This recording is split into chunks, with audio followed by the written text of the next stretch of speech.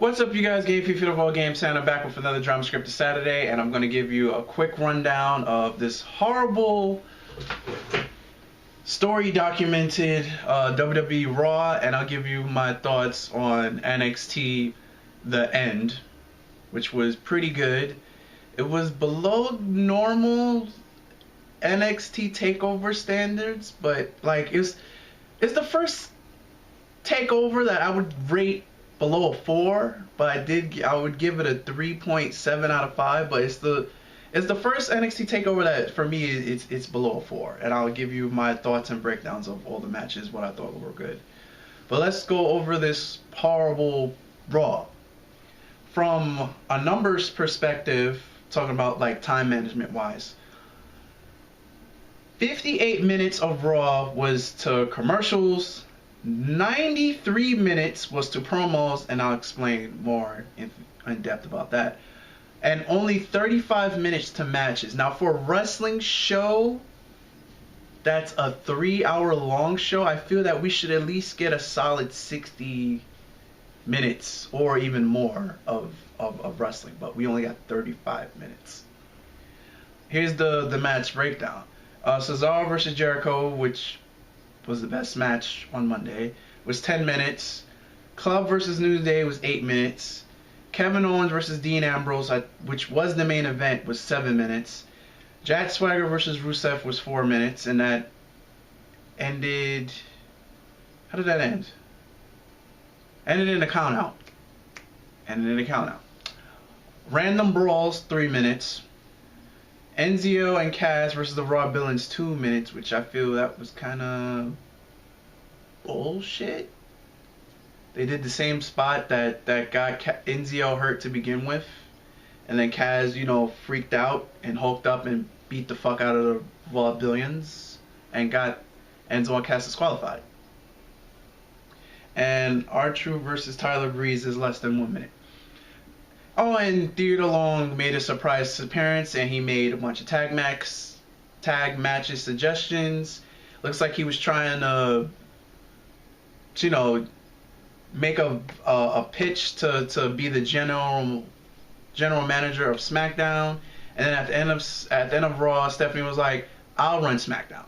So she basically sacrificed herself for running Raw just so Theodore, who's not hired by the company story-wise to run Smackdown. All this Raw that Shane wasn't there. So Stephanie wants control of Smackdown, so she's going to get it, which leaves Shane with Raw. Okay, WWE, you got 28 writers, and that's how you want to write how Stephanie wants to control SmackDown. She wants to control SmackDown so Theodore Long won't, a person that's not storyline-wise, a person that's not contracted with the WWE anymore. I don't think he is. I think that was just like a one-night appearance.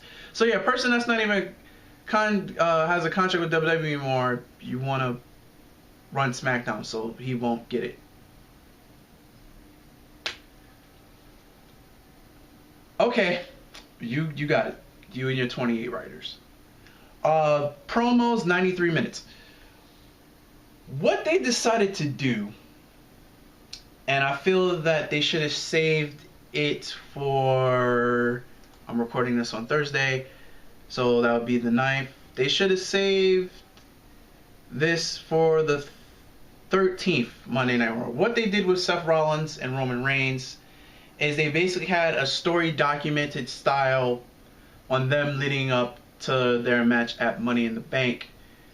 And it made it feel as if Money in the Bank was this Sunday, the 12th, instead of the following Sunday. And both of Seth Rollins had a good documentary. He came off more as a face than anything in this documentary. And it was roughly about 15 to probably 18 minutes long. And then Roman Reigns had one, and Roman's was clearly 20 minutes long. And during the Romans one, they actually panned back to the camera watching the Titantron and seeing what the fans in attendance were watching on the Titantron. So If I went to this Raw, I would have been pretty pissed because 40 minutes of Raw went to you watching the Titantron, which is something that you could have done at home, like I did. Because it was nothing but a bunch of documentary promos. And the opening promo was rather long too. It was roughly 15-20 minutes, and it was everybody that was in the Money in the Bank match standing on ladders, moving their points on why should they win Money in the Bank. So with these 28 writers for Raw, it's time management is horrible, as you can see. The 93 minutes on promos, which 40 of that was Roman Reigns and Seth Rollins, and only 35 minutes of actual wrestling is pretty bad. I feel like they should have saved those story documented promos for this upcoming Monday, but since they didn't, Raw is probably going to end in a stare down or them two fighting. Meaning, you know, Seth Rollins and Roman Reigns. But so that was the horrible, badly timed management of Raw. Moving into the end of the beginning, which was, in my opinion, I feel that they shouldn't have called it the end, because people that aren't hardcore, even though the above average wrestling fan watches NXT, you shouldn't label something the end, because then there was all these rumors going around that this may be the last NXT. And then you got people worried about, well, what about NXT Brooklyn for SummerSlam weekend? It's still going on. Tickets sold out in 10 minutes. Good luck. Your lucks are now StubHub and Craigslist and any other third-party ticket sellers, because those takeover tickets are gone, just as those SummerSlam tickets are gone. So good luck to you guys that still want to get tickets. But I feel like they shouldn't have marketed it as the end, and then they slapped on the end of the beginning, which really is a contradictory, because if something just started, how are you going to end it? But I just feel it was bad branding. They should never put something in bold letters called the end, because average people are going to think like it's a season finale, like it's the end, like after this it's over. No, there's still going to be more NXT, there's still going to be more NXT takeovers. But I don't like that they branded it the end. So should not, unless it's literally the end of a series or something, I feel that a company should never brand something the end. But the first match was the Perfect 10 versus ACA. That was a good start off match to get the people going. I like this couple of spots in this match. ACA's with the knees to end the match, and then the super kick from the Perfect 10 while ACA was doing a handstand on the turnbuckle, and I felt that should have been it. That should have closed the match, but it didn't. It was ACA's knees, and ACA gets the win. The next match was the Revival versus American Alpha. Overall, terrific, classic, outright wrestling match. It was just pure wrestling. If you're a fan of just pure wrestling, I would advise you to go please watch that match. I like the spot with the double ankle lock that Abel and Jordan put on the Revival at the same time. And then Gable reverses the looks like a powerbomb suplex from the top rope that the Revival was giving to him. And mid-air, he switched it and turned it into a belly-belly. That was great, and the Revival won the match clean. And you know, said it time and time again on this channel, I'm a big fan when the company lets heels win clean. I feel that it gives the heels more credibility, that they don't always have to use dirty tactics to get themselves over and to prove that they could back up all the smack talk that their character does. Huge fan of that. The Revival wins clean, and then we get two new wrestlers that come jump American Alpha. Moving on, then we have the King of Strong Style, Nakamura versus Austin Aries. The fans made this match. It was a good match because, you know, it had, you know, Nakamura in it, and it had, you know, the greatest man that ever lived. But the fans took this match to the next level. They were humming Nakamura's theme like 2 times throughout the match. The first time in the start of the match, and then the second time where Nakamura had a Austin Aries and a headlock. So it was just a fantastic match.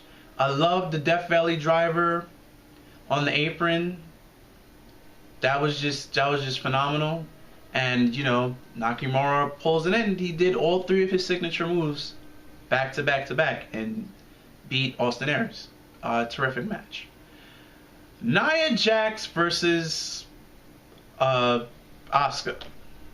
Great match. It's surprisingly technical throughout the whole match, but I kind of didn't like the finish. It was in my opinion, it was a very weak finish.